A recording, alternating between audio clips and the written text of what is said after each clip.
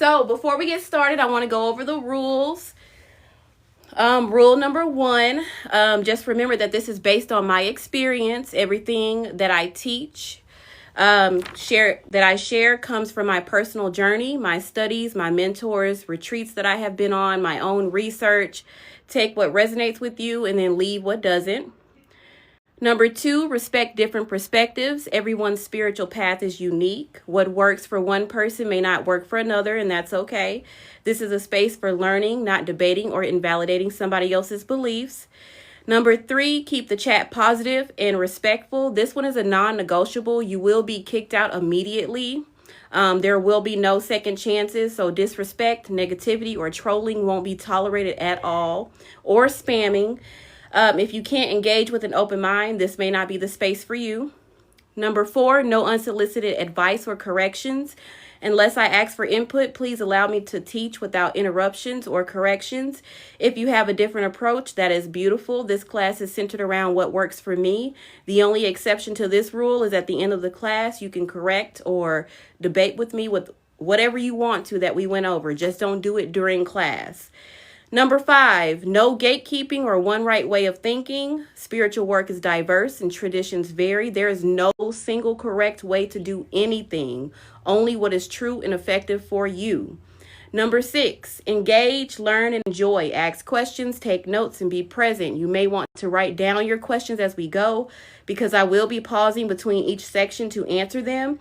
And this is an interactive space for growth, understanding, and a deeper connection to the work. So this class is rooted in metaphysics and spiritual science, not any single religion or tradition. While I may mention or reference cultural systems like hoodoo, African traditional religions, or any other practice that might be closed or might be open, it's only for educational or comparative purposes to illustrate universal metaphysical principles. Any mention of a closed or lineage-based tradition, including those protected by bloodline, initiation, or cultural restriction, is shared as an example, not as instruction. I do not teach or reveal rituals, secrets, or initiatory materials belonging to any closed paths. My focus is on the science, psychology, and metaphysical foundations that exist across many cultures around the world, how energy, intention, spirit, and matter interact in the human experience. By being here, you agree to honor cultural boundaries and understand that this space is educational, not a substitute for initiatory training, spirit-led training, mentorship within any closed practice, okay? So we are going to start with section 1. That looks like this. If you downloaded your class materials, Big Mama had more power than your favorite influencer. Okay? That's where we're going to start. So, the inspiration for this class came from the statement that I'm pretty sure all of y'all heard this statement. Y'all saw the video of a person claiming that if a person is overweight, that they cannot control they cannot be a powerful spiritual worker, because if they cannot control their body, they cannot control their spiritual power. This person happened to be a glamour witch. And I remember when I first watched the video, I just started laughing because I realized that that statement was more about European influenced social beauty standards, and it had nothing to do with actual spiritual logic. And it was even funnier because it was coming from a Black woman who is obviously a beginner. Nobody will say anything like that unless they're a beginner. So somewhere along the way, society became so obsessed with appearance that people started confusing beauty with power, attention with authority, and admiration with respect. And they started treating physical appearance as evidence of spiritual ability, when historically those two things have never been the same. And I'm going to show you how. And one of the most interesting things about studying history is realizing that a lot of the standards that we take for granted today are actually very recent. Like, none of this stuff was in history.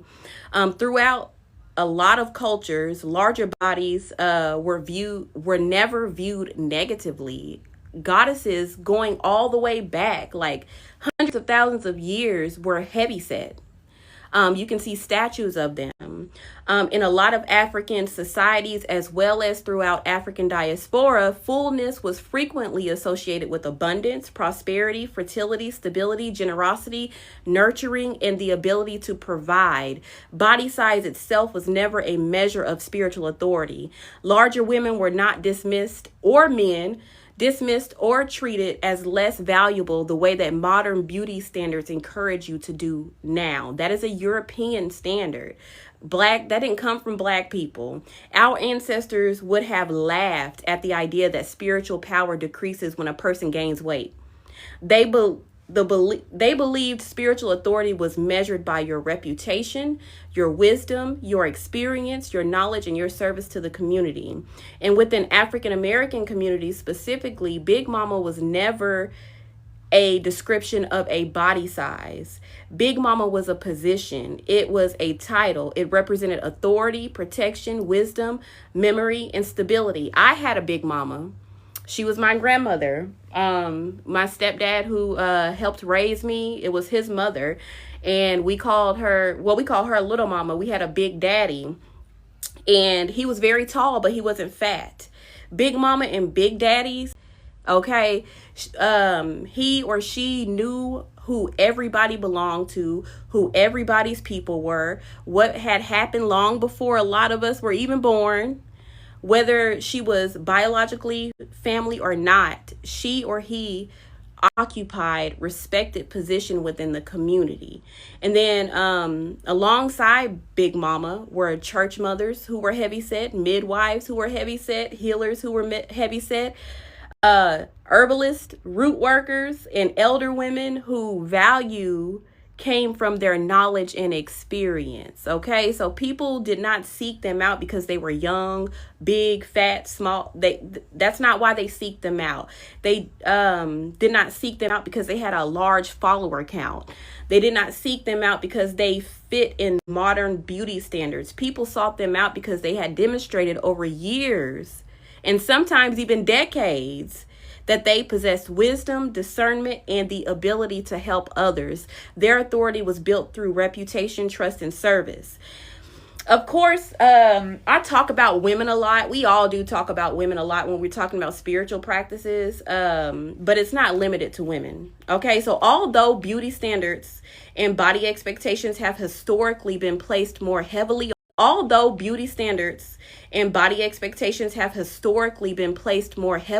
women, men have also occupied positions of authority that had little to do with physical appearance. Throughout African American communities, many people grew up with figures such as Big Daddy, Granddaddy, the deacon, the barber, the coach, the elder, the fisherman, the farmer, the blues man, or the old man sitting on the porch who seemed to know everybody, everything, and everybody's business. These men were not respected because they looked like fitness models. They were respected because they carried knowledge, experience, stories, discipline, humor, and wisdom that they had accumulated over a lifetime. Just like Big Mama represented protection, memory, and stability, elder men represented guidance, provision, mentorship, and continuity. They taught practical skills, preserved family history, passed down traditions, and helped shape the next generation. Their value was measured by what they could contribute to the community, okay? Not whether or not they possessed a body type that's celebrated by modern media. And this is one of the greatest difference between traditional communities and social media culture. Y'all gonna have to find some spiritual communities outside of social media, because the way that these spiritualists have lost their mind on this app, it's not safe to listen to them, okay? But anyway, traditional communities ask different questions than social media communities. Traditional communities ask, what can this person teach us? Social media asks, how attractive is this person? Those two are completely different measurements. One produces admiration, the other produces respect. And history shows that respect has always outlived beauty. Okay? beauty fades over time. That highlights the difference between being admired and being respected. Admiration is based on appearance, popularity, novelty. Respect is built on character, wisdom, consistency, and what a person contributes to the lives of others. A person can be admired and completely forgotten 10 years later. A respected elder may be remembered for generations. As y'all can see, that we have put a lot of elders in hoodoo into saint categories. You can see that through Mama Moses, who is one of the most respected elders who is Harriet. If you don't know who Mama Moses is, she's Harriet Tubman. She is an elder that we still know who she is today. Nobody was talking about how beautiful she was. They were talking about her accomplishments, how she freed our people. So this is also why I personally would rather go to a big mama than a skinny young girl off of social media. Not because body size creates wisdom, and not because a young woman is incapable of wisdom, because experience matters. There is something to be said for people who have survived life long enough to develop discernment. Okay, there is something to be said for people who have seen hardship, loss, success, family, community, and history play out over decades. Time teaches things that and history play out over decades. Time teaches things that beauty cannot. Okay? Most importantly, spiritual power is not something that you can purchase. It is not something that you lose because you gain weight. It's not something that's created by money, status, youth, beauty, followers, degrees, or popularity. Across cultures, people have described an inner force by different names. Some of us call it spirit, life force, ashe, divine spark, chi, prana. That's another one. Whatever name is used, the principle remains the same. Human beings are born with spirit. You are born with your power. They are born with value. Okay? You are born with potential. Spiritual development is not about manufacturing power from nothing. It's about learning to direct, redefine, strengthen, and mature what already exists within inside of you. Body size does not determine your spiritual ability. Money does not determine your spiritual abilities. Beauty does not determine your spiritual abilities. Does not determine your spiritual abilities. Beauty does not determine your spiritual abilities. Follower counts do not determine spiritual ability. Okay? Power does not magically appear because somebody lost 20 pounds. The real work has always been about learning how to cultivate what you already have. And that is why Big Mama had more power than your favorite influencer. Okay? So we're going to move to section 2. Did anybody have any questions? This is what section 2 looks like. Put this right here. We are on this section. This way. What is glamour work really? If you don't know where this is, you can go download this. It's the last thing. It's section 2. What is glamour?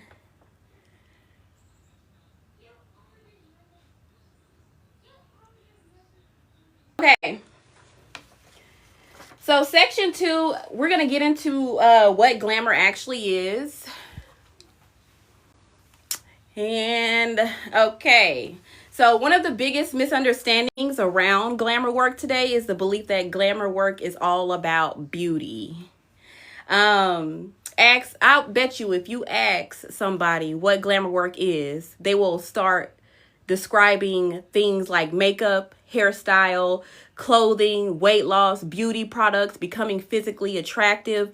Social media has played a major role in creating this idea.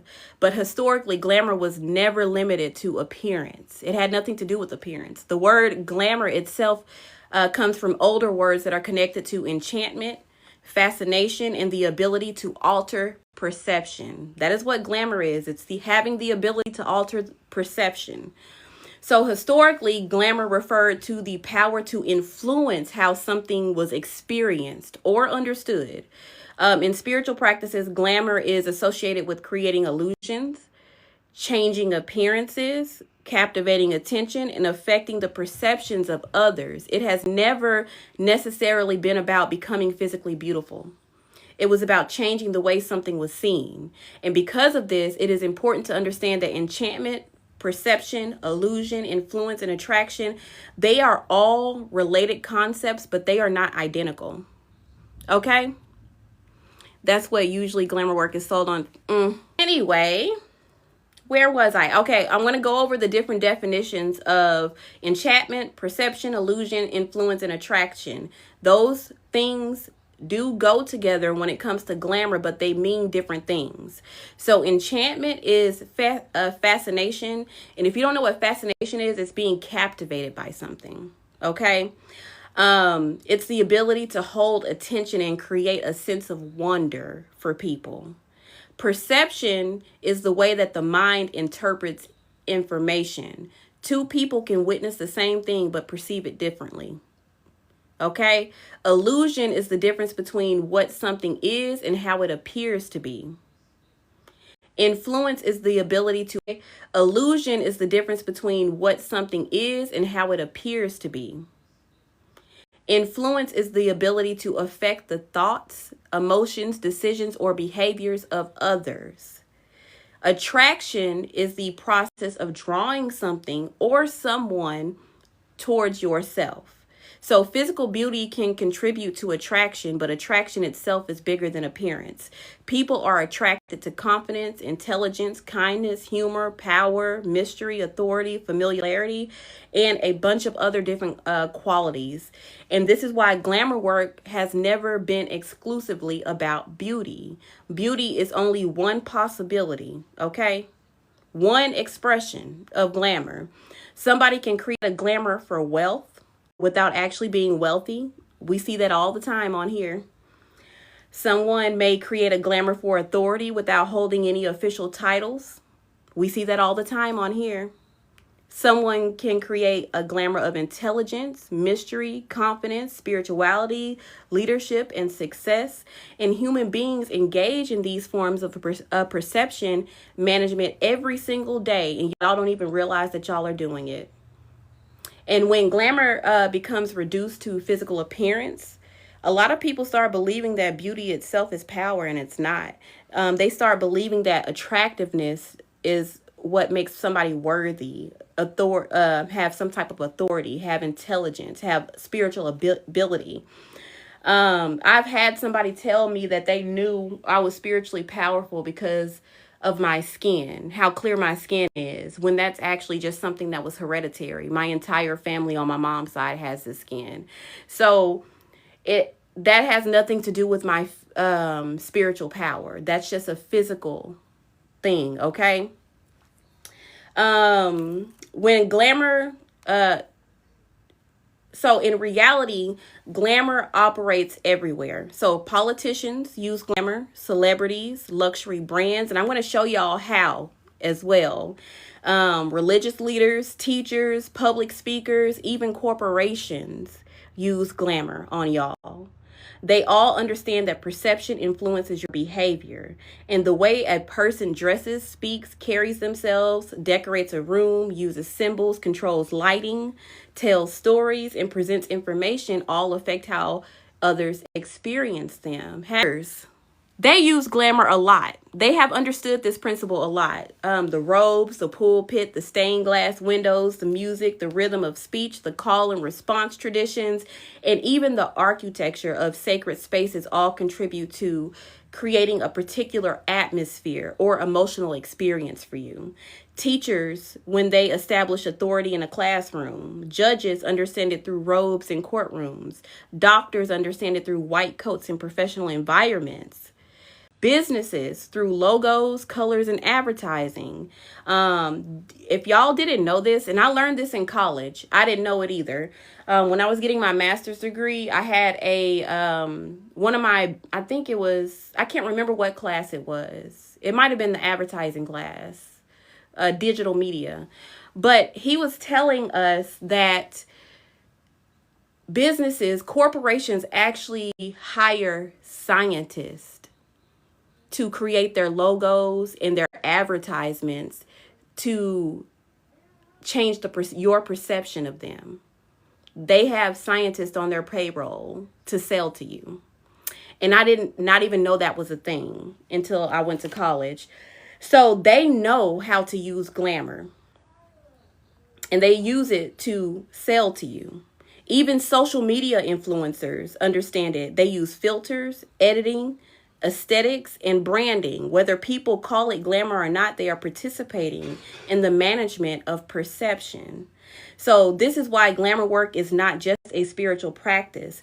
And as a hoodoo practitioner, we view things through practicality. So both spiritual and physical existing at the same time. So at its core, glamour is the conscious or unconscious shaping of perception. So it exists in psychology, sociology, marketing, religion, politics, fashion, branding, storytelling, and everyday life. It is one of the oldest and most universal human behaviors because human beings have always understood that appearance communicates meaning. So again, the greatest misunderstanding of glamour work is the belief that it exists only in beauty. Okay? And it does not.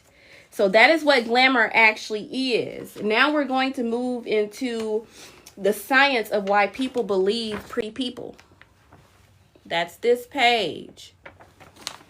The science of why people believe pretty people.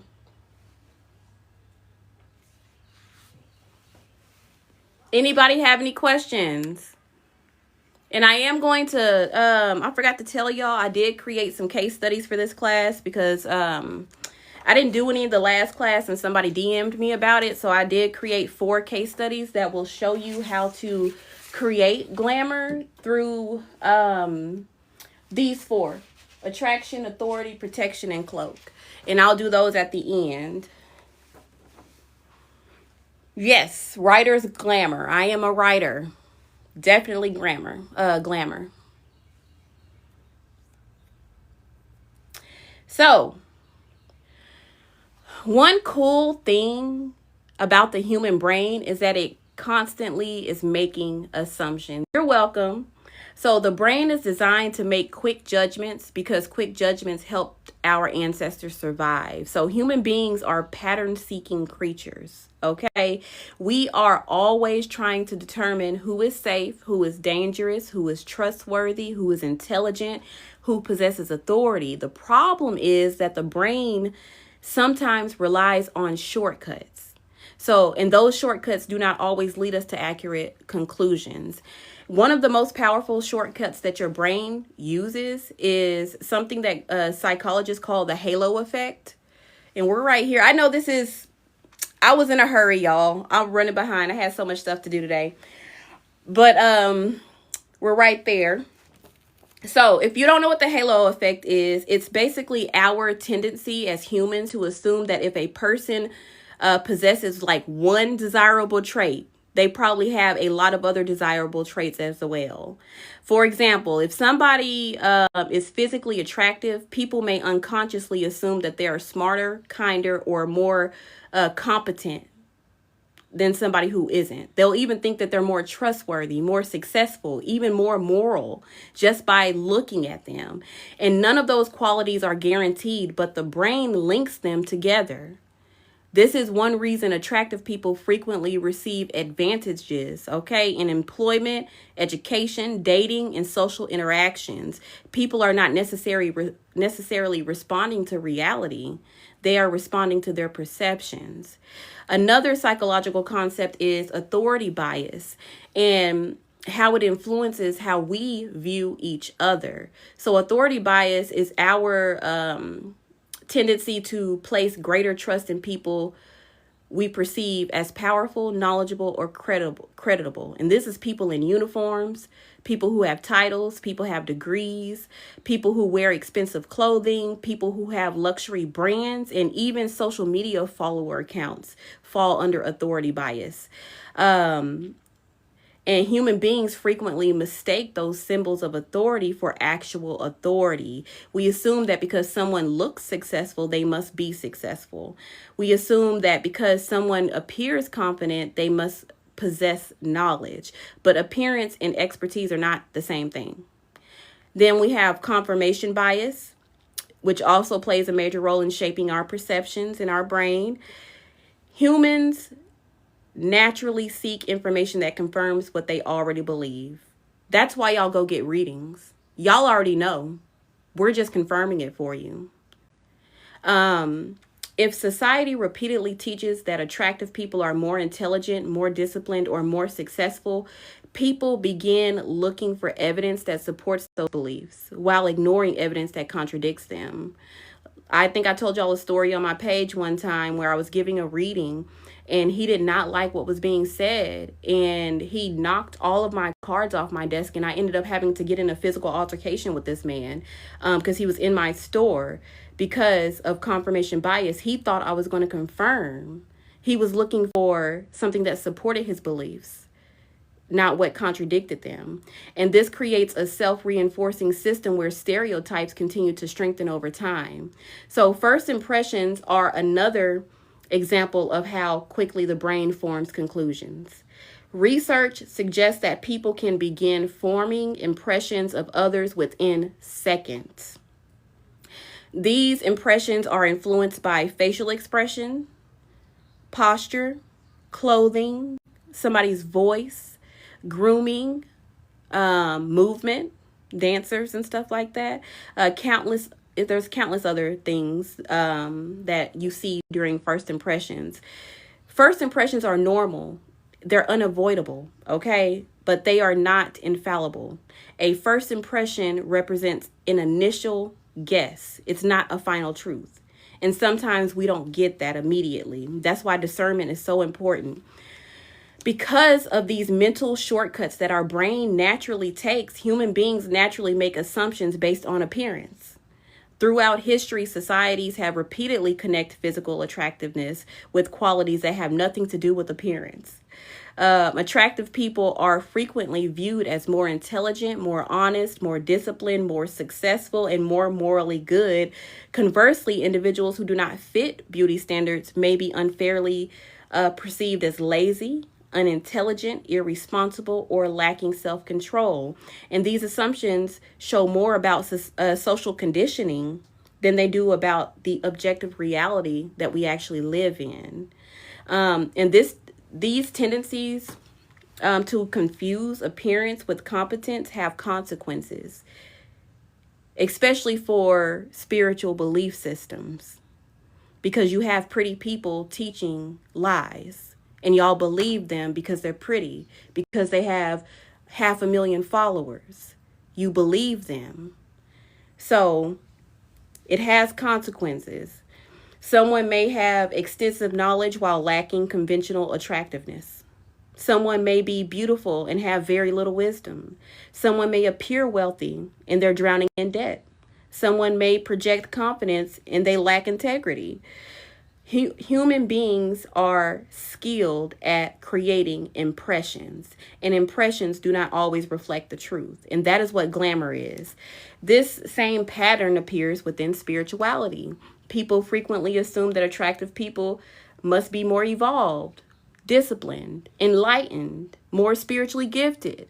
Social media has intensified these assumptions by rewarding people who are aesthetically pleasing, who have a lot of visibility, who have a lot of followers, filters, editing, and carefully curated images, creating the illusion that appearance and spiritual authority are connected.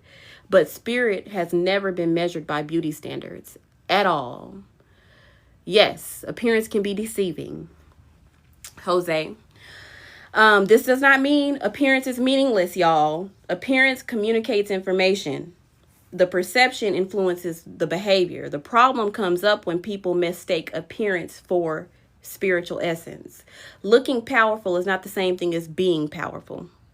Looking wise is not the same thing as having wisdom. Looking spiritual is not the same thing as having spiritual maturity.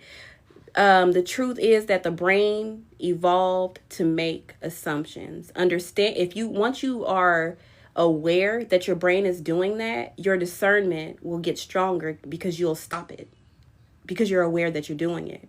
Understanding these assumptions does not make us bad people, okay? It makes us human. Wisdom requires learning when to question your automatic judgment. That's what discernment is. The more you understand how perception works, the less likely you are to confuse somebody's image with reality. And this is the greatest lesson that y'all will ever learn in this class, okay? Just because something looks powerful doesn't mean it is. And just because something looks ordinary doesn't mean that it lacks power, okay?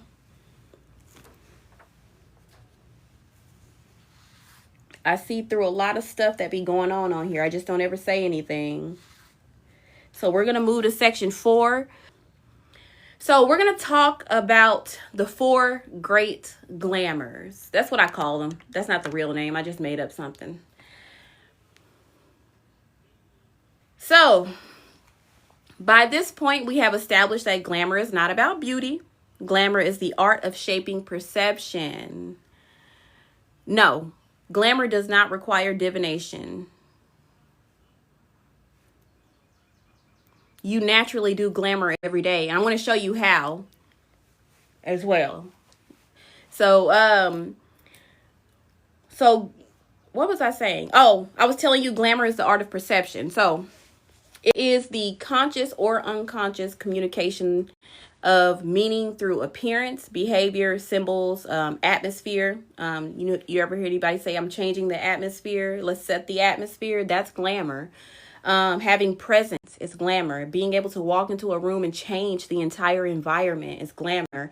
Human beings have always practiced glamour, whether you recognize it or not. So we're going to talk about attraction glamour first. So attraction glamour is the form that y'all recognize the most, okay? Modern society and its obsession with beauty and visibility is why. So attraction glamour is bigger than physical appearance. Attraction glamour exists whenever somebody is looking to draw people, opportunities, ideas, affection, clients, or attention towards themselves. So beauty glamour, seduction glamour, celebrity glamour, charisma, popularity, or even prosperity glamour frequently operate in this category. So historically, because there's hundreds of different types of glamour, and I just put them into 4 categories. So historically, attraction glamour has appeared in every single culture. This is hairstyles, jewelry, perfume, clothing, music, architecture, and art have all been used to inspire fascination and invite connection. Okay, so attraction glamour communicates vitality, confidence, desirability, abundance, and value. People who use attraction glamour every day without realizing it, when you get up and you get dressed for a date, choosing a new profile picture, decorating your storefronts, designing a website, wearing perfume, smiling, making eye contact, preparing for a performance are all examples of attraction glamour that's in action. That's the activation portion of my formula right there. We're going to go over that later. So, businesses use attraction glamour through branding and packaging. Speakers use it through storytelling and humor. Artists use it through creativity. Parents use it when creating welcoming homes. Spiritual traditions use it through music, candles, and beauty. The purpose of attraction glamour is not vanity. Its purpose is connection. Attraction glamour says, come closer to me. However, it can get dangerous when somebody becomes dependent on it. Or they do it so much that the external validation becomes an addiction. And they always just start. That's when you get into people who went from posting just a little bit to posting all of the time to posting crazy ass shit just to get validation or to get attention. That's how it can become dangerous, because you can get addicted to it. Attraction glamour does not create value, it communicates value. And then when we get to authority glamour communicates credibility, confidence, leadership, and expertise. Human beings naturally respond to symbols in authority glamour, and they do it through symbols. So teacher glamour, leadership, success is a type of glamour. Doctors wear white coats, judges wear robes, professors display diplomas, businesses create professional branding, religious leaders create sacred spaces, politicians give speeches, coaches command teams, community elders provide guidance. Imagine walking into a doctor's office to get surgery and you see your doctor wearing pajamas and flip-flops. Yet, their education hasn't changed. But your confidence is still going to change because you walked in there and your doctor has on pajamas and flip-flops. Human beings are influenced by expectations and symbols. So that's what I mean by authority glamour. Just because they have the outfit on, they look more professional. Yes. So authority glamour exists because people seek reassurance. Communities function more effectively when people recognize competence and trustworthiness just by the way somebody is dressed. The purpose of, or degrees, having a degree. People will, and that's the difference between education and knowledge. Somebody can go to school, get a degree that they did not earn, and people will respect them more than somebody who actually has the knowledge but not the degree. That's what authority glamour is. Because I have a degree, now you think I have knowledge that I may not have. I might have got somebody else to take all my tests. So that's the difference between knowledge and education. But anyway, the purpose of authority glamour is not really domination. It's a glamour that basically says, trust me. Okay? It's the danger of authority glamour is confusing somebody's appearance, their degrees and things like that with actual expertise. How many times have I was watching a crime show the other day, and there was this doctor who had unalived multiple people because he was incompetent, even though he got his license. And he did this for years before he actually got arrested for it and put in jail. But because he had that degree, he was allowed to unalive multiple people before they realized he was incompetent. So you got to be careful. So then when we get to protection glamour communicates safety, stability, strength, and limits. Human beings have always created boundaries around things that have value. Throughout history, castles had walls, homes had fences, sacred spaces had restrictions, and communities established customs to preserve order and safety. This can be mother glamour, guardian, any forms of spiritual glamour that operate with protection. So Big Mama is a type that we use in hoodoo for protection glamour. Parents, when they pray for their kids before they leave the house. Security guards, before they go to work, they pray. So wedding rings, what does that protect? The sanctity of marriage. You see it and you look the other way. Well, not everybody. If I see somebody with a wedding ring, I will look the other way. It's a boundary, a symbolic boundary. So that's what protection glamour is. So even body language can function as protection glamour. Sometimes people communicate without saying a word. Okay? That certain line, you can look at somebody and they'll shut the fuck up. That is protection glamour, having that ability. And it's basically saying respect this boundary. And then cloaking glamour. This is one of the most misunderstood forms of glamour, because modern culture encourages people to be in constant exposure, constantly oversharing. A lot of people oversharing without thinking, and we see that on this app a lot. Cloak glamour communicates privacy, depth, mystery, exclusivity, okay, sacredness. Um, so throughout history, sacred traditions have been used. We call them veils in hoodoo. So veils, symbolisms, hidden meanings behind things. I'll give you a good one. When black people use AAVE, that's a type of cloak glamour. You can have a whole conversation. Black people can have a whole conversation with our face. If another black person is there, they'll understand everything that's going on, but nobody else in the room is. That is a type of cloaking glamour. So hidden meanings, initiations, restricted spaces, royal families cultivated this. Luxury brands create exclusivity. They use cloaking glamour by saying that only a certain type of people can buy my product. Artists release information slowly. Y'all know how Beyonce releases her stuff. That's a type of glamour, because people literally will sit there and go through equations to see when she's going to drop. Y'all can't tell me she's not using a cloaking glamour. So that glamour is basically saying not everything is for everyone. Move in silence sometimes.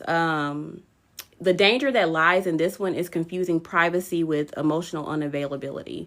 So some people will not say anything at all. You have to have balance in everything that you do. So the most important lesson is these 4 forms of glamour. And I'm going to go deeper into them in a minute.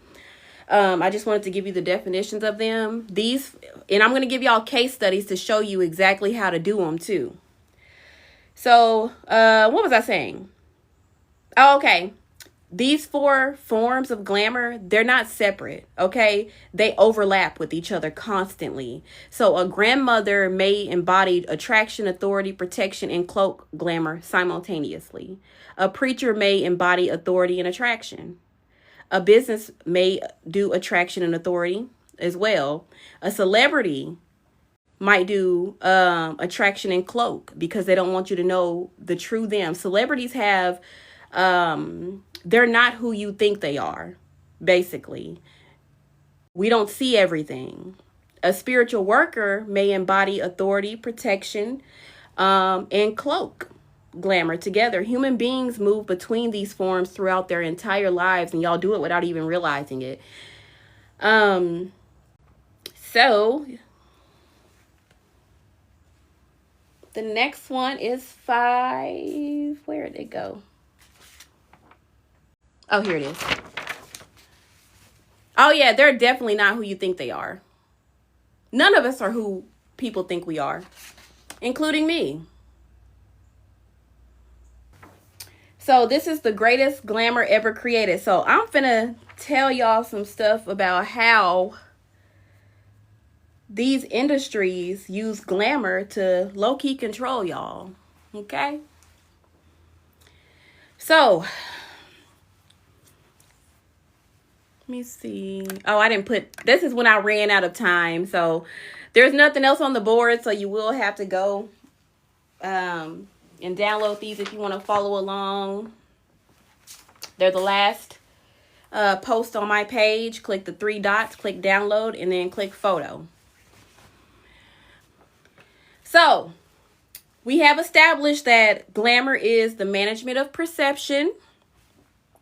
It is the communication of meaning through symbols, atmosphere, reputation, storytelling, and experience. So perception influences behavior. And then over time, institutions and industries have developed around this principle. So the greatest glamours ever created are not individual glamours. They are collective glamours. They are systems so powerful and so widespread that millions of people participate in them every day without realizing it. So luxury brands are masters of attraction glamour and cloak glamour. A designer handbag does not carry a great value than an ordinary handbag. They can cost the exact same. And we've seen this when China got mad and basically released all that information about how these luxury furniture companies were buying their stuff for literally nothing and then selling it to us for thousands of dollars. So it doesn't carry a great value than an ordinary handbag, but people are willing to spend thousands of dollars because luxury brands understand symbolism, exclusivity, storytelling, and perceived scarcity. That's where the cloaking comes in. They put limits on how many they're going to make.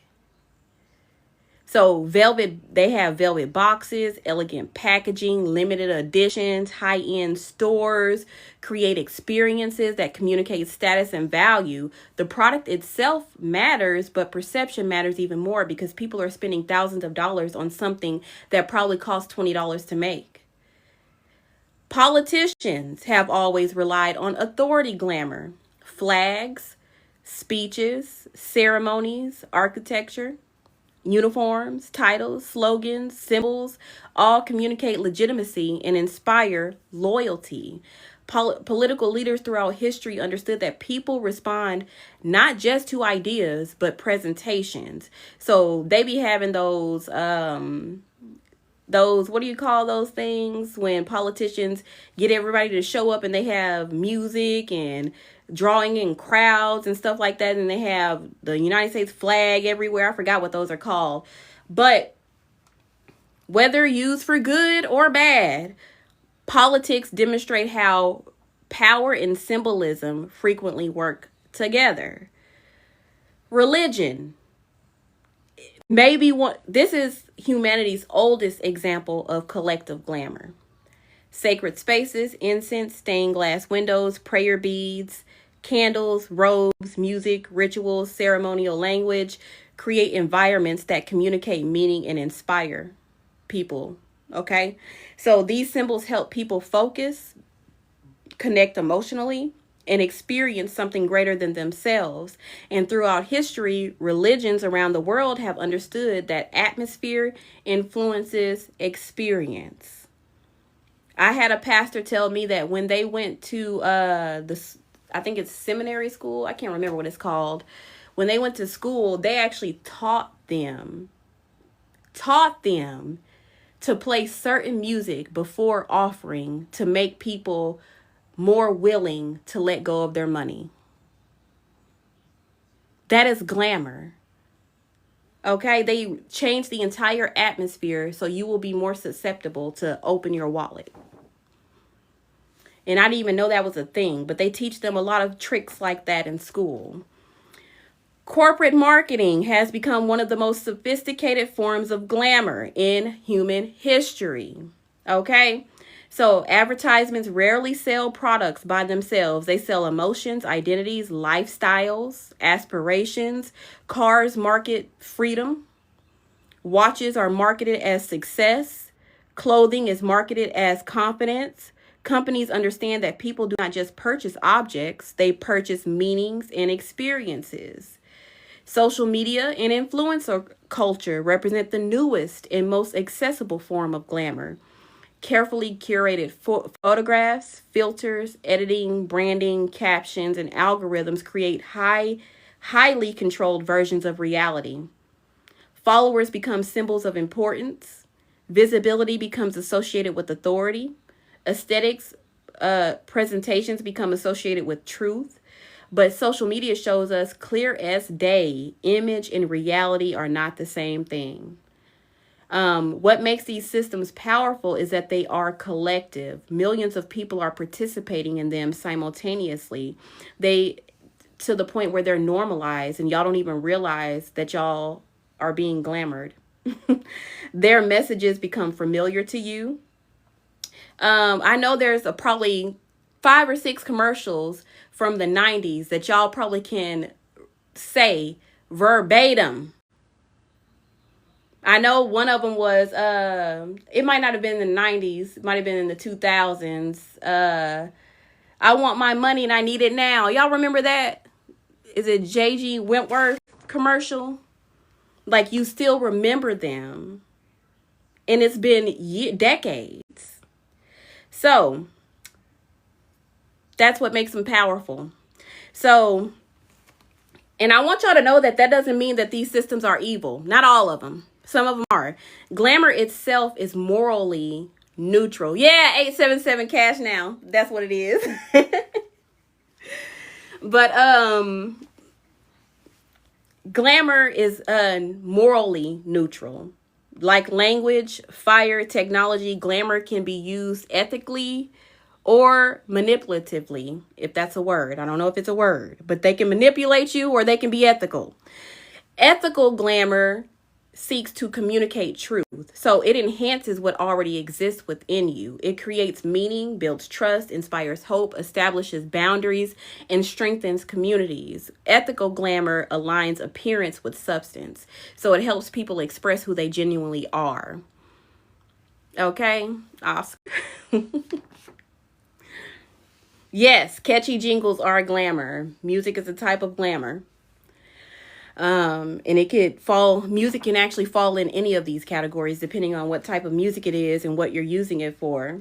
Manipulative glamour, however, attempts to replace reality rather than communicate it. That's an example of who y'all just said earlier. I don't want to say the name. That is a type of manipulation. It relies on deception, exploitation, fear, insecurity, or false promises. It seeks to create dependence rather than understanding. So manipulative glamour encourages people to chase appearances while neglecting substance. And one of the greatest dangers of glamour is forgetting that perception and reality are not the same thing. They're not always identical. Human beings can become trapped in somebody else's illusion. They may confuse wealth with happiness, popularity with wisdom, beauty with virtue, followers with authority, or aesthetics with spirituality. And people may spend years pursuing images that are carefully designed to influence them without ever asking whether those images reflect reality. I remember one time I was scrolling on TikTok and I ran across this hoodoo practitioner. And what they were saying in their video was completely false. False, okay? The video had like 25,000 likes and a bunch of comments agreeing. And this practitioner has a lot of followers. But when I went to the comments, there were maybe 2 or 3 people who were saying, hey, this is not true. This is the reality. And they were right. Okay, I mind my business, so I don't ever say nothing. They were right, but there were people under their comments, okay, talking horrible to them for daring to question this person. That is glamour. Okay, that is influencer glamour. Y'all will believe a lie because of the mouth that it's coming out of. Okay, yes, they will bash people. I have seen it. I have seen them do that. But anyway, and that's why discernment is so important. I tell y'all all the time that discernment is one of the most important spiritual gifts that you should practice before you get into actually practicing. It's actually considered a form of wisdom in hoodoo. Discernment allows us to appreciate beauty without worshiping it. Discernment allows you to enjoy symbols without becoming enslaved to them. Discernment allows you to recognize influence without surrendering our judgment. The problem has never been the glamour itself, okay? The problem comes up when y'all forget that glamour is communication, and then y'all start treating that communication as reality. That's where it comes. A lie don't care who tell it as long as it's believed. Yep. That is true.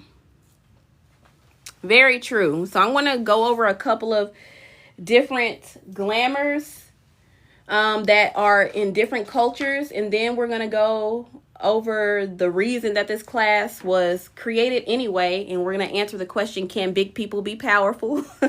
Y'all already know the answer to it, but I have a whole section for it. And then the last section, I'm going to show you how to build your own glamour, okay?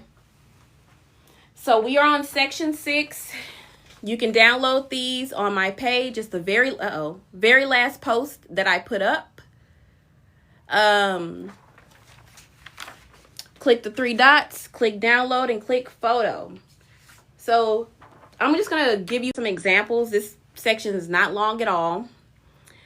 So one of the coolest things about studying human spirituality, once you start like studying everything, because I study all spiritual traditions, not just my own, is you'll start realizing that communities across the world have similar or the same principles. They just express them through different languages, symbols, and traditions. Like we're literally almost all practicing the same thing. We're just calling them different things.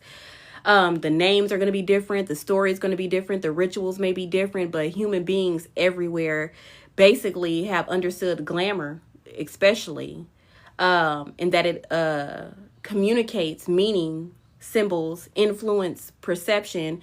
And this does not mean that every tradition is identical. I do want to say that. Or practices are interchangeable. That's not what I'm saying. I'm saying that cultures developed unique beliefs, histories, and customs that deserve to be respected, okay? But they are similar. So there are differences, okay? Even though they have a lot of things in common, there are differences. So we're going to start with African traditions. The type of glamour tools that they have is symbols, clothing, hairstyle, jewelry, colors, beads, music, dance, and ritual. They have all been used to communicate status, lineage, spiritual roles, and communal identity. Sacred objects and ceremonial attire frequently indicate that a person occupies a particular role within the community. Presence itself becomes a form of communication, and these practices communicate meaning and reinforce relationships between individuals, ancestors, communities, and whatever is sacred to them. Okay, you're welcome. What you saying? And we get into African American traditions. People have historically used presentation, symbolism, and atmosphere to preserve dignity and identity in the face of oppression. So church hats, Sunday best, head wraps, because y'all remember they created that law to make us cover up our hair because they said we were enticing white men, and then we started using the extravagant head wraps and they started getting mad at that too. But anyway, Sunday's best clothing, family photographs, front porches, funeral traditions, home altars, prayer cloths, prom culture that caused so much controversy here lately. Even carefully maintaining our homes. Okay? Take your shoes off before you come in my house. Okay? Those are types of glamour, whether you know it or not. You are setting the atmosphere for your space when you do that. And you communicate respect, memory, and belonging. Big Mama's Kitchen, the church sanctuary, all of those are environments of glamour. Before anybody ever used the word glamour, our communities understood the importance of presence and presentation. Remember, you're controlling people's perception. European and African diasporic spiritual practices preserved some of the most recognizable ideas associated with glamour through stories of enchantments, veils, disguises, charms, illusions that altered how things were perceived. And a lot of these stories, they talk about fairies, spirits, spiritual beings that use glamour to conceal their true forms or influence human perception. The burning bush in the Bible. These stories reflect a broader understanding that appearance can be deceptive and that discernment is necessary. And then across many Asian traditions, symbolism, Architecture, clothing, incense, calligraphy, gardens, tea ceremonies. They have ancestral traditions as well. Ritual practices have been used to cultivate harmony, respect, mindfulness, and sacred atmosphere. They they use colors, movement, arrangements, communicate meaning in their traditions. So the environment itself becomes a part of the message. Feng shui. Religious traditions throughout the world all demonstrate humanity's understanding of spiritual glamour. Candles, incense, bells, prayer beads, stained glass windows. I've said that one a couple of times. Sacred music, vestments, icons, ceremonial language. They all help create spaces that communicate reverence and meaning. A cathedral feels different from a courtroom. Y'all ever notice that when you walk in different places, they feel different? That's what glamour is. A mosque feels different from a shopping mall. A temple feels different from a stadium. Human beings instinctively understand that environments influence your emotions, your thoughts, and experiences. Even outside of formal religion, people use symbols to communicate identity. Wedding rings, commitment, uniforms, authority, memorials, remembrance, national flags, belonging, family heirlooms, continuity. Symbols allow human beings to express ideas that words cannot fully capture, okay? Move that out the way. I forgot to turn my notifications off. What makes all of this important is that almost every culture developed methods of shaping perception, reputation, atmosphere, or presence. And some of them use attraction, others use authority, some focus on protection, some focus on privacy and sacredness, which is cloak. Different names, but the underlying principles are similar. That doesn't erase differences between cultures, okay, or claim that everyone believes the same thing. Respect for cultural boundaries remains important, okay? Education is not permission. I tell y'all that all the time. So instead, these similarities shows us human nature. Human beings are symbolic creatures. We create meaning and we tell stories, okay? We use colors, we use clothing, we use music, we use architecture, rituals to communicate ideas that words sometimes are not good enough to express. And that is a type of glamour. So we're going to go over I had to change this to big because TikTok didn't like the word fat, but this was, can fat people become powerful? Because that's what we're talking about today. So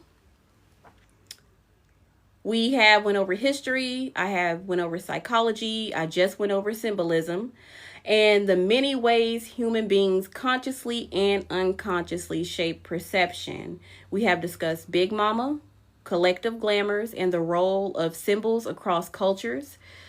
So now it's time to return to the statement that inspired this entire class. Just in case you weren't here in the beginning, somebody claimed that if a person is overweight, they cannot be a powerful worker because if they cannot control their body, they cannot control their spiritual power.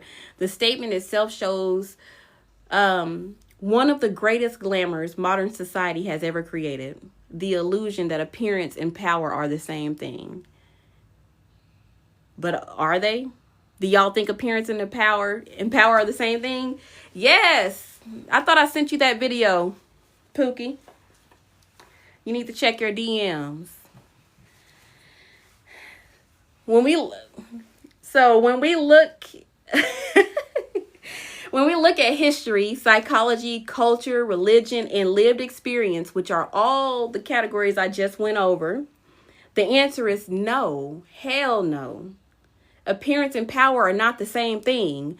And one of the most misunderstood forms of influence is charisma. Charisma has absolutely nothing to do with beauty. Charisma is the ability to inspire attention, trust, affection, admiration. Some of the most charismatic people in history did not fit conventional beauty standards. And a lot of conventionally attractive people have very, very little charisma. Researchers have actually found that charisma is influenced by confidence, communication, emotional intelligence, authenticity is a big one. It's easier to like somebody who is real. Warmth, social awareness, physical attractiveness may affect first impressions, but it does not guarantee connection. Okay? You can meet a pretty person and find out they ain't shit real fast. Confidence itself has been studied by psychologists and behavioral scientists. People tend to respond positively to people who appear calm, emotionally regulated, and secure within themselves. That does not mean confident people are never afraid. It means that they have learned how to manage fear instead of allowing the fear to manage them. So, thank y'all for everybody who's saying they're loving the live. So voice is another one. It also plays a role in perception. That's tone, rhythm, pacing, and clarity. They influence how messages are received. Public speakers, teachers, preachers, and community leaders understand that the way something is said can be just as important as what is being said. A gentle voice can create comfort. A strong voice can create confidence. A calm voice can create trust. Let me drink some tea real quick. My mouth getting dry. Exactly, Stephanie. A gift is a gift no matter who has it. That's Bible. Gifts come without repentance. You are born with spirit. You don't lose it because you gain 20 pounds. So, posture is another one. Posture communicates information before a person even says a single word. Human beings naturally interpret body language. There's a lot of people who think I'm tall because of my posture, but I'm actually short as hell. My kids are taller than I am. But for a very, very long time, a lot of people on TikTok thought I was tall. But standing tall, maintaining eye contact, and moving with purpose can influence how others perceive confidence and competence. These signals are largely unconscious, okay? But they affect social interactions every day, whether you know it or not. Your posture matters. Movement also matters. Some people move with intention and presence. You ever see somebody that had a stank walk? And you immediately judge them? Others rush, shrink themselves, or communicate uncertainty. So throughout history, dancers, speakers, performers, and leaders have understood that movement itself communicates emotion and meaning. That extra, yes. You have my sister's height as I can recall. Yeah, I'm 5'4". But a lot of people, for some reason, people thought I was 5'9", or somebody said 6 one time. And I'm like, no. You have a stank walk. So, even what people call energy has scientific components. Emotional states are contagious. Neuroscientists and psychologists say that humans influence each other through facial expressions, vocal tones, emotional regulation, and social cues. Y'all see how all of this is physical? I want to show you how to turn it into spiritual, but y'all have equal amounts of physical and spiritual. A lot of this stuff can be explained with science if you just look hard enough. I wish, do I have that book? It's a book called Being Supernatural, and it's another one called Behave. Y'all should buy those two books. I'll show y'all in a minute. Read those two books combined, and you will be able to understand this a lot more. So, let me see. Where was I? Talked about presence. Okay, I talked about presence already. Oh, okay, I wanted to talk about congruence. That's what it is. And if you don't know what congruence is, so presence is congruence. Basically, that's the state of being in alignment with everything. So that means when everything about you agrees with each other. That's what congruence is. So that's when a person's words, emotions, values, and behavior all align with each other. Okay? So, and history gives us plenty of examples. Grandmothers, pastors, civil rights leaders, teachers, coaches, musicians, comedians, community elders, and everyday people have commanded rooms without looking like fashion models. Their influence. I remember, who was it? Oh my goodness, I forgot her name. She's the one who sings "Keep Your Lanterns a Burning." That song. Is it Fannie Lou Hammer? Who basically they beat her so bad, the police did, and she went and still did a public speech on national TV with her face messed up. Was that Fannie Lou Hammer? She commanded the room with her face bruised and battered. Their influence came from wisdom, conviction, compassion, humor, experience, and authenticity. So, which brings me back to the original question: can fat people be powerful? Let me ask another question. Has anyone ever discovered a measurable relationship between body size and spiritual ability? In other words, have y'all ever seen anything measurable, physical, in the physical world, any relationship between body size and spiritual ability? Can you give me an example of how body size affected spiritual ability? Can spiritual gifts be weighed? Can wisdom be measured by a waistline? Okay, no, there is no scientific or spiritual evidence demonstrating that body size determines your spiritual ability. There is no religious consensus that teaches that. None of them. There is no historical pattern supporting that claim. There is only an assumption created by beauty culture and then reinforced by social conditioning. Body size and health are not the same thing. I had my doctor tell me that I am more healthy than his skinny clients. Because I was upset about the BMI that he gave me. And I'm actually more muscle than I am fat. But I look big, especially because I'm short. Morality and spiritual ability are not identical. If appearance created wisdom, every beautiful person would be wise.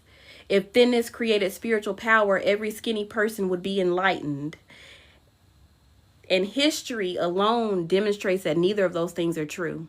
They're not true. And that brings me to another question. If your life was falling apart tomorrow, would you rather seek help from the prettiest person in the room or the most knowledgeable? Would you rather have the person with the perfect body or the person with the experience? Would you rather have an influencer or big mama? Because when life gets hard, most people stop looking for aesthetics, and they start looking for people who have wisdom, who have experience. And that is why presence beats pretty, because beauty may attract attention, but wisdom changes lives. You are born with your spiritual power. It is not created through a diet. The shit was ridiculous. It was such a ridiculous thing to say. These baby witches be tripping me out. Now we're on the last section, the one that y'all have been waiting for. How do you build your own glamour? And then I want to go over a couple of case studies. I just made these case studies up. They were not, sometimes I do case studies based on real clients that I have dealt with, but these ones I just created so y'all can have examples. So we're going to use my formula. If y'all are not familiar with my formula, I created this formula to basically explain how magic works. Work is the actual result. Intention plus ashe plus activation equals the result. So I just broke it down to the most simplest form so you can easily understand. First, you have to decide. Then you have to find the emotional charge. And if you downloaded this, where is it? Where is section 8? if you downloaded this, I have all of this on here. It basically goes over the formula, how you match intention to an activation, and some practical examples, and then activation tools that you can use. So, work equals intention plus ashe plus activation. How do you actually create your own glamour? So, everything we talked about throughout this class can be understood through this formula. Because glamour itself is not the makeup. The makeup is not the glamour, okay? The perfume is not the glamour. The clothing, the hairstyle, the body, those things are tools. They are expressions. They are languages. They are not the source. So everything that I just went over is basically the tools. Now we're going to get into the intention and the ashe. So no amount of makeup can create confidence where confidence doesn't exist. No designer outfit can manufacture self-worth. No expensive perfume can create character. What Kendrick Lamar say? A lame will always be a lame, no matter who you hang out with. So no body type can produce wisdom. Those things communicate messages, but they do not create the essence itself. So the intention creates the direction. It tells you where you're going. Let me get my pointer. So the intention tells you which direction your energy is going to go. Okay? The ashe is the force that you're going to use to send the direction. So this is the intention, the thought. This is the energy that you're going to use. And then the activation is when you turn that energy into kinetic energy. And kinetic energy is just energy in motion. So this is why two people... Oh, and the activation creates the expression. And that all creates the result of the glamour. So this is why two people can wear the same outfit and create completely different reactions. Two people can use the same perfume, they can use the same colors, the same jewelry, and still leave completely different impressions on people. People are not responding just to the tools. They're not responding just to the activation, okay? They are responding to the person using the tools. So this is why glamour work is not really about becoming somebody else. It's about learning how to intentionally express who you already are. So the first step to glamour work is creating your own glamour, identity and how you want to communicate it, which is the intention. So do you want to attract opportunities? You got to figure out what you want. Do you want to establish authority? Do you want to create stronger boundaries? Do you want more privacy? Once you know what you're trying to communicate, everything else will become easier for you. Because activation should match the intention. So if you're trying to create authority, your clothing, your posture, your voice, environment should communicate trust and competence. If you're trying to create attraction, I want to show y'all examples of these. You may focus on beauty, fragrance, color, confidence, and warmth. If you're trying to create protection, you will focus on boundaries, routines, sacred spaces, and stability. If you are creating cloak glamour, you may focus on privacy, selective sharing, and preserving what is valuable. And this is why human beings have always created rituals. Rituals help bring intention, emotion and expression into alignment. That congruence I was telling y'all about earlier. Think about it. Somebody preparing for a job interview. They'll take a shower, style their hair, choose their clothes carefully, listen to motivating music, repeat affirmations, spend a few minutes mentally preparing before they leave the house. They may not call it a glamour ritual, but that's exactly what they're doing.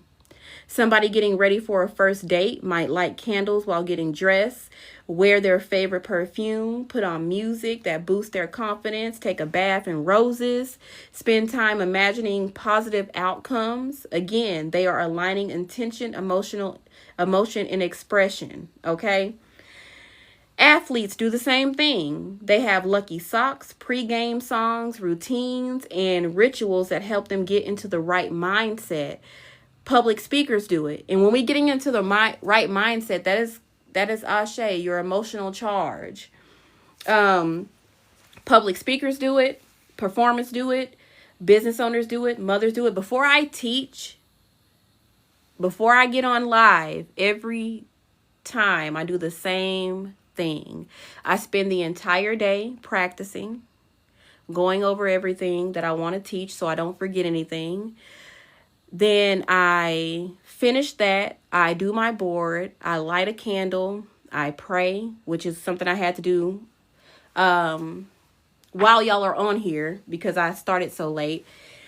And then I always spray this particular perfume that is used to, here it is.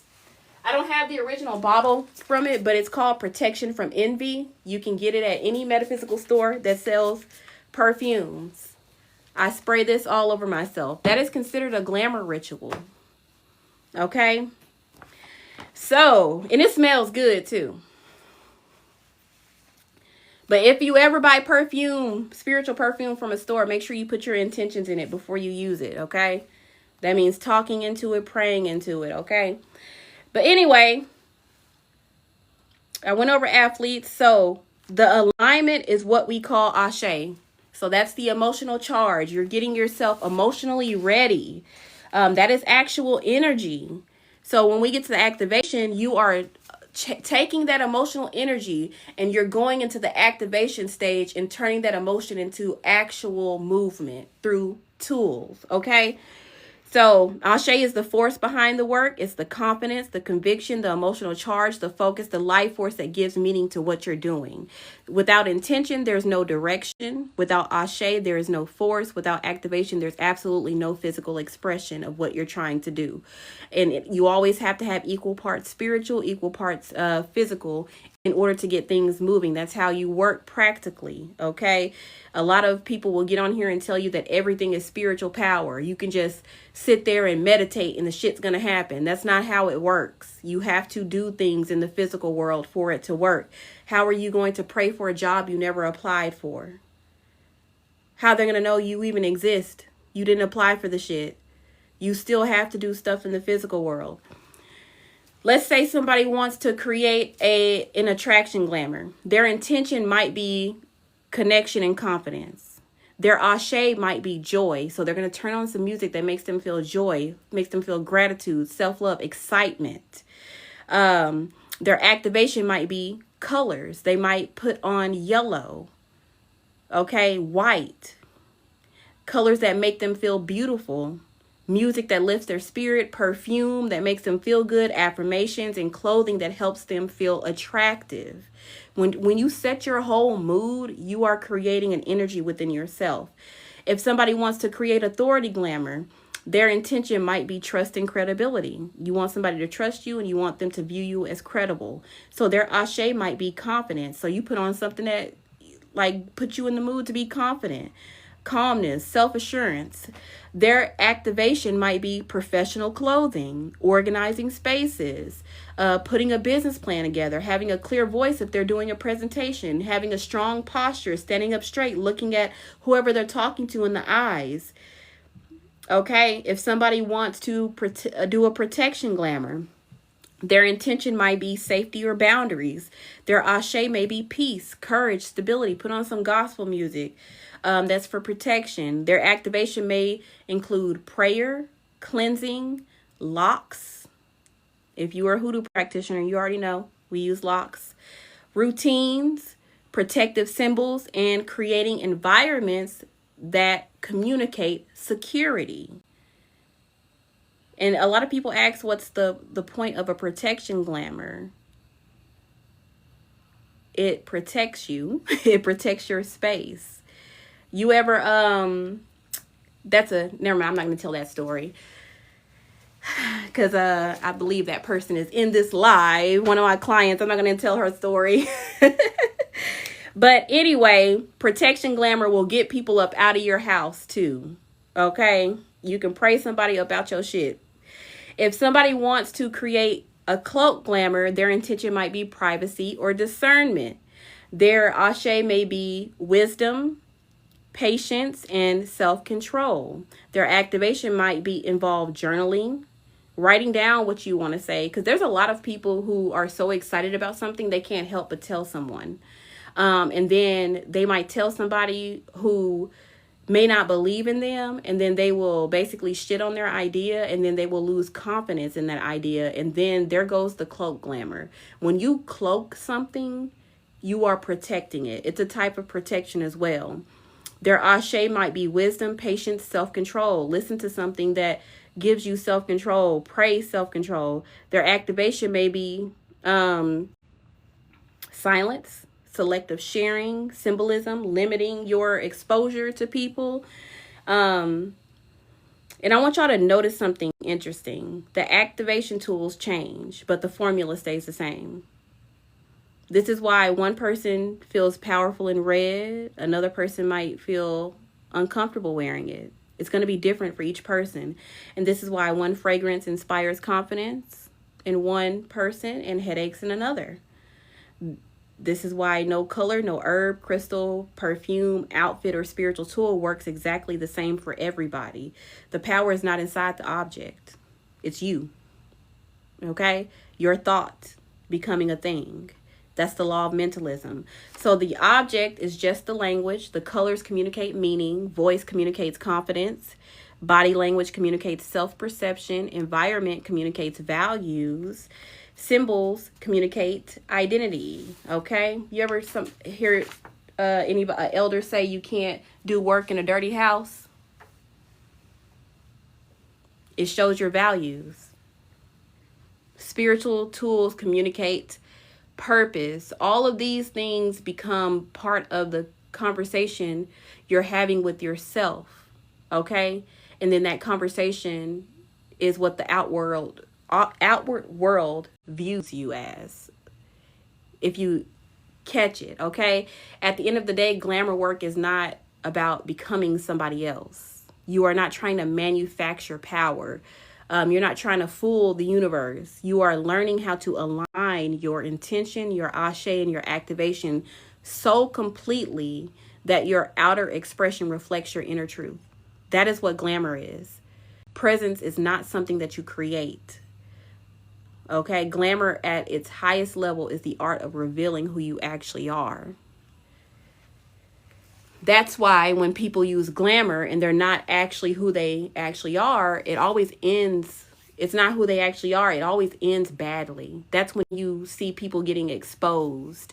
You see people who we thought had degrees find out that they actually didn't, but it's been years. So when you use glamour, use it correctly, because eventually you can't keep it up for too long if it's fake. You're not using your inner self. So we're going to do some case studies. They're short. I didn't do long ones this time. So the first one we're going to do is creating an authority glamour for a job interview. Yes, illusion is not something that they are embodying. Yep. It will have backlash. So, Monica has been unemployed for 8 months and finally received an interview for a management position. She knew she was qualified, but she also knew that the qualifications alone were not enough for this particular job. She needed to communicate confidence, competence, and leadership. So her intention is clear. She wanted the interviewer to see her as trustworthy, organized, and capable. For her ashe, Monica spent several days reminding herself of her accomplishments. She prayed, repeated affirmations, listened to music that made her feel empowered, and practiced answering questions in front of the mirror. She intentionally worked on reducing anxiety because she understood that nervousness would affect her voice and her body language. For activation, she chose clothing that made her feel professional and confident. She organized her portfolio, wore a fragrance that made her feel powerful, and arrived 30 minutes early. She made eye contact, sat upright, and spoke slowly and clearly. Another applicant wore a similar outfit and had similar qualifications, but Monica projected calmness, confidence, and preparedness. The clothing was not the power. The resume was not the power. The power came from alignment between her intention, her ashe, and her activation. Let's say she had the intention. She wanted them to view her as trustworthy, organized, and capable. But throughout the week before her interview, she didn't do anything. She just kept on with that thought. Okay, I'm going to manifest this by doing what the law of attraction. My thought becomes a thing, but she didn't do any actual activations. So she dressed good. She did all of that, but she didn't pray.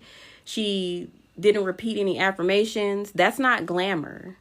So she shows up and the interview doesn't go right because you have to have all three things. You have to have a thought. You have to have energy behind that thought. And you have to do something in the physical world to match that thought. That's what I mean when I say you come in alignment with intention, ashe, and activation. They have to be working together in order to create a glamour. So creating a protection glamour during a difficult divorce. So Angela was going through a painful divorce. Her ex-husband constantly called, crossed boundaries, and involved family members in their arguments. She felt emotionally exhausted and overwhelmed. Her intention was not revenge. She just wanted peace, protection, and emotional stability. For her ashe, Angela focused on strengthening her emotional state. She went to therapy, prayed, journaled, spent time with supportive friends, and intentionally cultivated feelings of peace and courage instead of fear.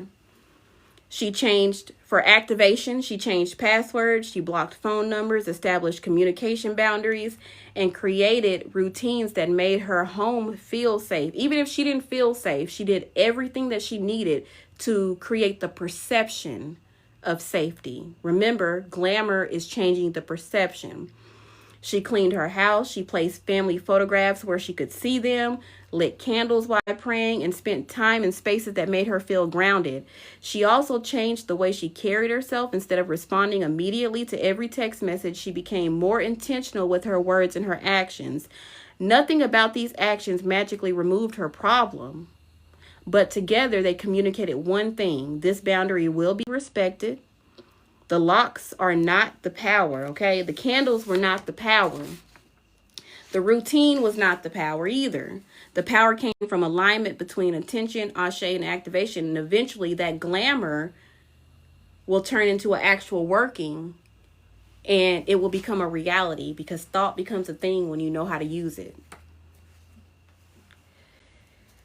Creating an attraction glamour to launch a business, okay? Danielle started a candle business, but sales were low.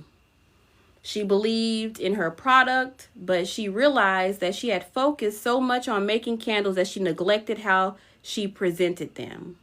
So Danielle started Danielle's intention was connection. She wanted people to notice her business. She wanted them to feel invited into her world. So for Ashe, Danielle worked on her relationship with herself and her products. She stopped speaking negatively about her work. She started focusing on gratitude and excitement. She visualized customers enjoying her creations and approached her business with pride instead of insecurity. For activation, she redesigned her labels. She improved her photography, chose colors that reflected her brand, created a welcoming website, and learned how to tell the story behind her products.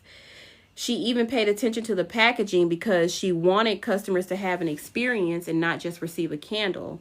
The labels were not the power. The website was not the power. The packaging was not the power. The power came from the alignment between her intention, her emotional state, which is her ashe, and her actions in the physical world. That's how fucking easy glamour is. So that's why it was just ridiculous that she said that you couldn't do this if you were fat. Glamour is one of the easiest things that you could ever do in any spiritual practice. Literally. So there's another one. 1, 2, 3. Oh, okay, I do have another one. It's all about alignment. Exactly. When you become aligned with what you actually want, even if you don't have it yet, people will see it. They will literally see it. So, creating a cloak glamour during a season of growth. So, after ending a long relationship, Renee found herself entering a completely new chapter of her life. She wanted to focus on her health, her peace, and several creative projects that she dreamed about for years. But every time she shared her plans with other people, she noticed something strange. Some people discouraged her. Some people laughed. This is why I stopped telling people shit, by the way. Others constantly asked questions, demanded updates, or projected their fears into her. Before long, she found herself feeling drained and overwhelmed. Eventually, Renee recognized that not every dream needed an audience.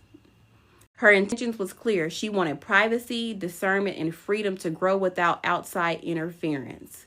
So for Ashe, she worked on cultivating patience, wisdom, and self-trust. She spent time journaling, praying, and becoming comfortable with the idea that she did not owe everyone access to her thoughts, her goals, or her healing process. She stopped seeking validation and began focusing on her own inner peace.